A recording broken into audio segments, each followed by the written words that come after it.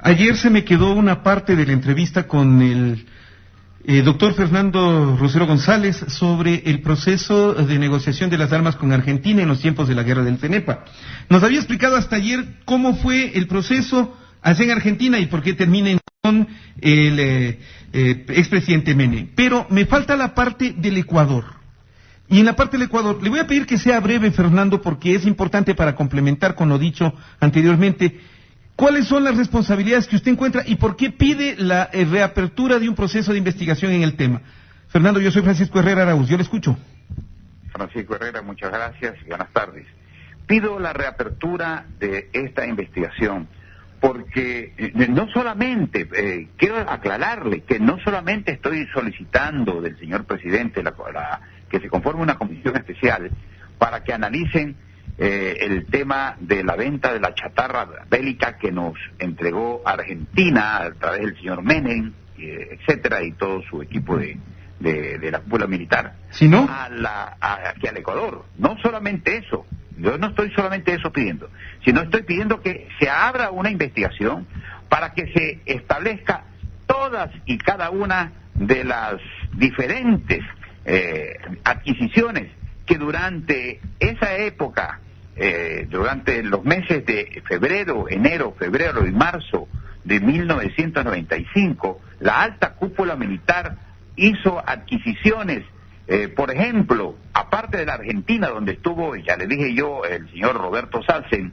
y hay un error, he visto que dicen Roberto Hassen, dice... No, es Sassen.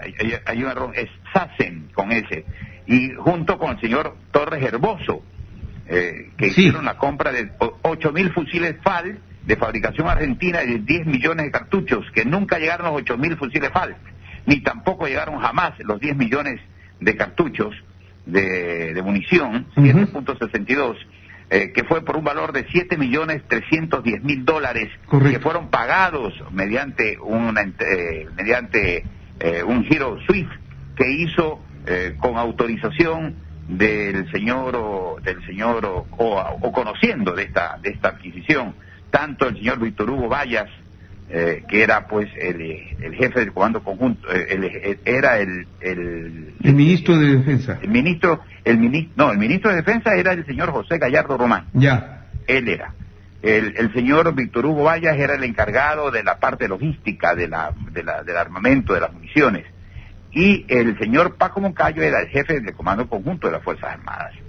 Le quiero indicar de que además de esta compra, donde se determina de que existió pues obviamente una venta por demás que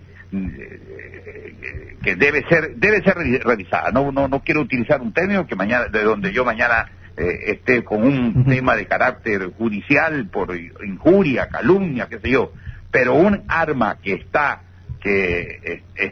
la tienen ya en rastrillo los señores militares y que está avaluada en $10, se la venden al Ecuador en $600, esa misma arma chatarra que jamás fue utilizada por nadie, porque no se la podía utilizar. Eso es lo más importante.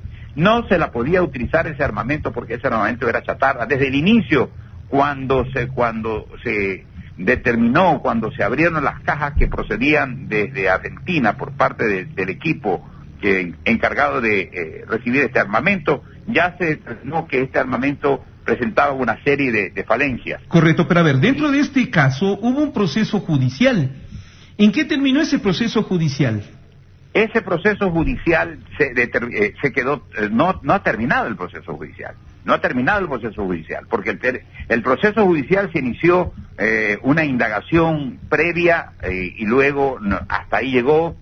Conozco que se ordenó la detención tanto del general Víctor Hugo Vallas cuanto del general Gallardo Román y el entonces vicealcalde de Quito, el señor, por una disposición del alcalde de Quito, que en ese entonces era el señor Paco Moncayo, se dispuso mediante un habeas corpus la libertad de los dos que se encontraban detenidos, y el proceso quedó y se diluyó y se quedó en la nada.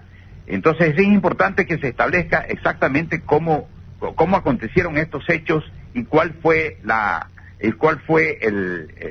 comisiones, porque cuando si usted lee el libro de Daniel Santoro, que es el periodista argentino que habla sobre el tema de este caso, establece en ese libro que efectivamente existieron una serie de comisiones, dice coimas para los vendepatria. En el mismo libro del periodismo, Daniel Santoro, Vende Armas, Hombres de Menem, en la segunda edición, se establece que se reveló el escándalo del tráfico de armas a Ecuador en las páginas tales y tales. En el Ecuador, dice el señor Santoro, que fue el que hizo el libro, el periodista, y donde se inició el proceso en contra de Menem, en base a sus investigaciones.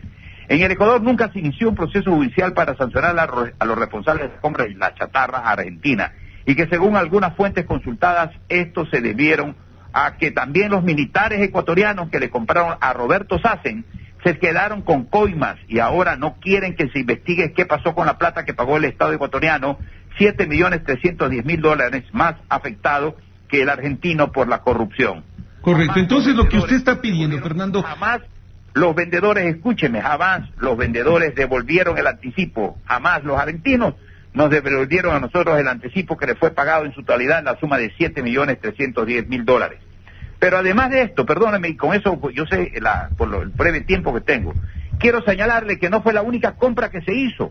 Se hizo, por ejemplo, se compró también, nosotros recibimos de Eslovaquia, a través de un vendedor de armas, el señor Sepp Kibron, el 1 de marzo de 1995. Se estableció y se firmó un contrato por parte exactamente de la misma cúpula militar, por la suma de $4.355.000 más costo de la vía marítima, que consistía en cohetes Rockets de 122 y 3.300 RPG-7, lanzadores y municiones. Se efectuaron también negociaciones con la compañía Elite del señor Roberto Sassen, por la suma de $4.050.000, que consistía en 10 millones de municiones. Esto fue hecho el 3 de marzo de 1995. La pregunta es de dónde tenía y de dónde provenían estas municiones que jamás llegaron al país. También se efectuó negociaciones con la compañía Tempo, sociedad anónima, cuyo traficante de armas o quien representaba esa compañía es un señor León Bresiner, con Z, Bresiner, con B labial, Bresiner, León Bresiner. Fue firmado el febrero 14 de 1995. Consistía en 16 millones de municiones calibre 5.56 por un valor de 2.118.000. También se firmó contratos con la compañía Rinex Limitada, que era representada por el almirante Sergei Krasnov. Era una compra de cohetes BM-21 y lanzadores y misiles IGLA, lanzadores y granadas RPG-7 por un valor de 14.794.000. Todo esto era chatarra, usado, inservible. Tal vez también se efectuaron contratos con la compañía Inaldaz por valores millonarios.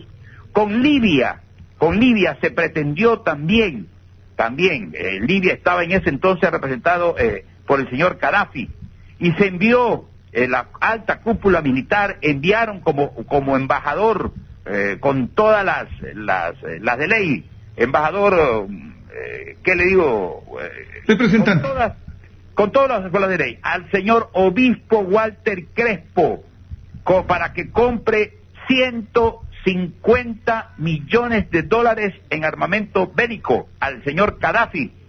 Esto nunca sabemos si compraron, no lo compraron, si llegó, si no llegó, si se hizo la negociación. Es un verdadero enigma para conocimiento de ustedes, ¿no? Correcto. Esto es lo que aconteció. Entonces, por eso le estoy pidiendo al señor presidente de la República la comisión que conforme una comisión, porque no solamente que la Contraloría General del Estado establece este tipo de anormalidades, también hay un informe secreto de la entonces Comisión de Control Cívico de la Corrupción, con fecha 17 de mayo del 2000, donde emite un informe secreto de las investigaciones sobre la compra de armas obsoletas a Argentina durante este conflicto bélico del año 1995, y donde se destacan que existió efectivamente coimas, que existió una grave afectación al patrimonio del Estado ecuatoriano, pues jamás los argentinos nos devolvieron ningún dinero, ni tampoco nos entregaron los armamentos que habían sido solicitados.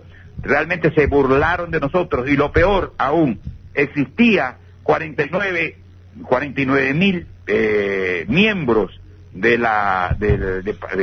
reservistas en zona de frontera, esperando las municiones, que nunca llegaron, el armamento que jamás llegó. Correcto. Fernando Rosero González, le quiero agradecer. Estoy esperando la contrarrespuesta de parte del general Gallardo, a quien le hemos estado tratando de ubicar. Lamentablemente la comunicación telefónica no llega, no se registra. De todas maneras, buscaremos, y necesito confrontar la respuesta del general José Gallardo Román, al que le abro estos micrófonos con el fin de que exponga sus puntos de vista. A Fernando Rosero, muchas gracias. Permítame, envuelvan un momento más. Estamos en el poder de la palabra.